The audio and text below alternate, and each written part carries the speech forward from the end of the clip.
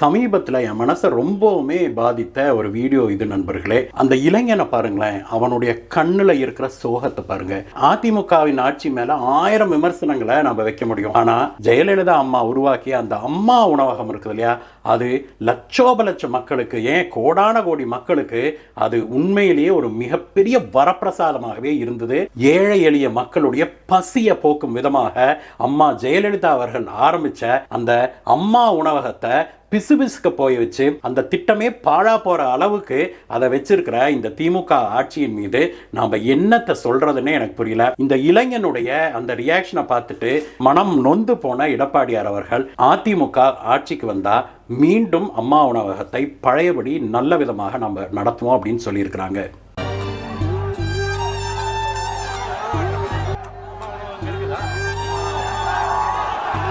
இப்ப வேண்டுமென்றே திட்டமிட்டு அம்மா உணவகத்தை மூடுவதற்கு இந்த அரசு திட்டமிட்டது. அதை முறியடிச்சுக்கிறோம். அற்புதமாக மக்கள் விரும்புகின்ற உணவு அம்மா உணவகத்திலே அதிமுக ஆட்சி வழங்கப்படும்.